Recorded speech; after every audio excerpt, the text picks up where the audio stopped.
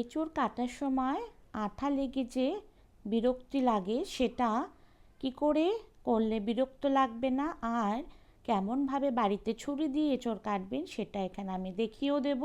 আর আমি আজকে এঁচোড়ের ডালনাটা কেমনভাবে রান্না করবেন সেটাও দেখাবো। তো আমার আজকের রেসিপি এঁচোড়ের ডালনা।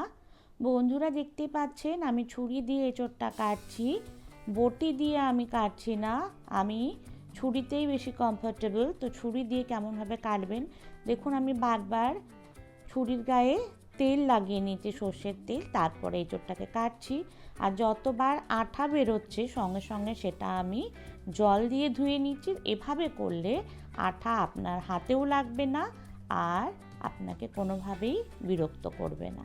তো দেখতেই পাচ্ছেন আমি কেমনভাবে ছোট ছোট টুকরো করে পুরো এঁচোড়টাকে কেটে নিয়েছি। এই যে দেখছেন গোল আঠাটা কীভাবে বেরিয়েছে, সঙ্গে সঙ্গে যদি আপনি জলের তলায় ফেলে এটাকে ধুয়ে নেন তাহলে কিন্তু আঠা আর শুকিয়ে যাবে না এবং হাতেও সেটা লেগে আপনাকে বিরক্ত করবে না। যাই হোক, এঁচোড় কাটার পর আমি নুন আর লেবু দিয়ে পুরো দাগটা তুলে নিচ্ছি, কারণ এঁচোড়ে যেহেতু আয়রন আছে সেহেতু হাতটা কালো হয়ে যায়।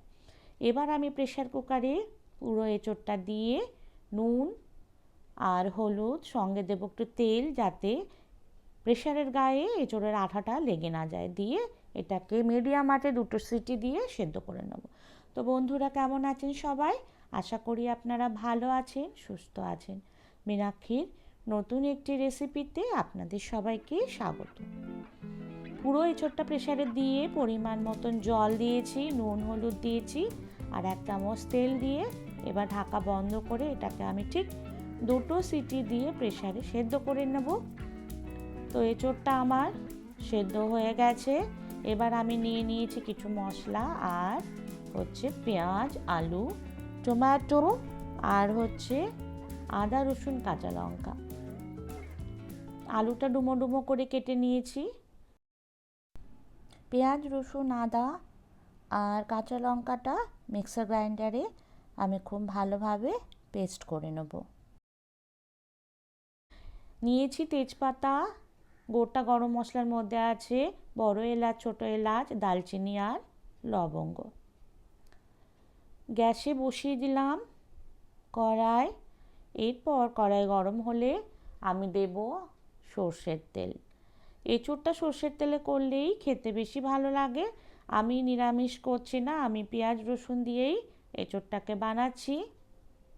এই বাঙালির গাছপাঠা, যেটা কিনা দুর্দান্ত খেতে লাগে, এটা খেতে ভীষণ ভালোবাসে বাঙালি। এখন তো শুধু বাঙালি নয়, সমস্ত মানুষজনই এটা খেতে ভালোবাসে যদি এঁচোড়টাকে ভালোভাবে রান্না করা যায়। এটা আমার বাপের বাড়ির গাছের একদম কচি এঁচোড়। তো আলুটা ভেজে আমি তুলে নিয়েছি। এবার আমি এঁচোড়টাকে ভেজে নেব কিছুক্ষণের জন্য।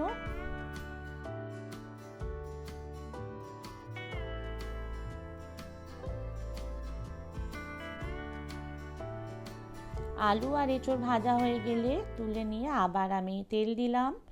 এবার এই তেলের মধ্যে আমি গোটা গরম মশলা ফোড়ন দেব। তেজপাতা দিলাম। এবার একে একে এর মধ্যে দিয়ে দেব জিরে, তারপরে দেব দারচিনি, ছোট এলাচ, এবার এর মধ্যে দিলাম বড় এলাচ আর দেব লবঙ্গ। এই লবঙ্গ ভীষণ ফাটে, জানেন তো।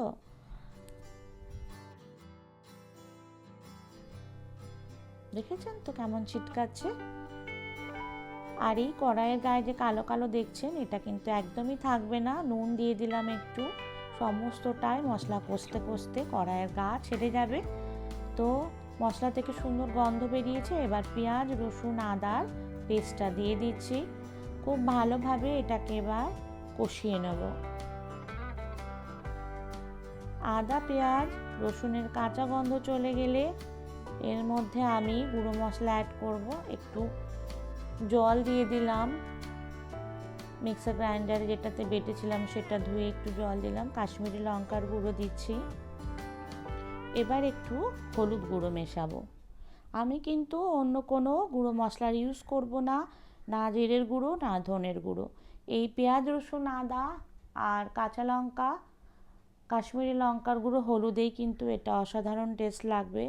বেশি মশলা দেওয়া দরকারই পড়বে না। টমেটো কুচিটা অ্যাড করছি। সব কিছু ভালোভাবে মিশিয়ে দিলাম। এবার মশলাটাকে পুরো ঢেকে কিছুক্ষণ দেব, যাতে টমেটোটা খুব ভালোভাবে গলে পুরো মশলার সাথে মিশে যায়। তো এখন ঢাকা খুলে দেখছি টমেটো আমার গলে গেছে।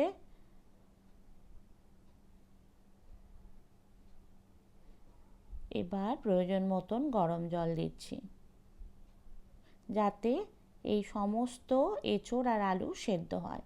জলটা বুঝে দেবেন, কতটা সবজি সেই বুঝে কিন্তু জলটা দেবেন।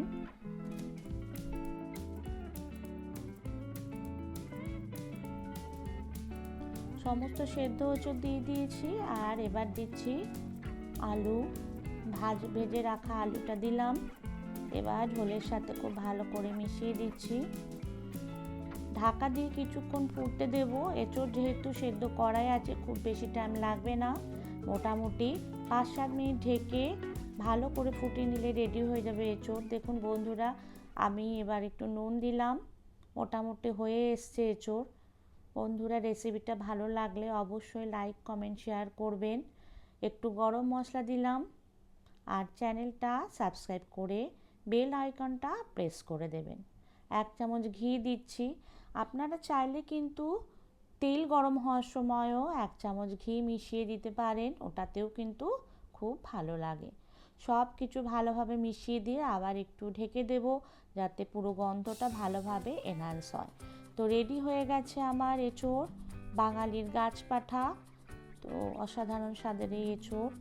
বন্ধুরা, আজ তাহলে এখানে রাখি। দেখা হবে নতুন কোনো ভিডিওতে। ততক্ষণ ভালো থাকবেন, সুস্থ থাকবেন, আর চ্যানেলটা সাবস্ক্রাইব করে পাশে থাকার অনুরোধ রইল।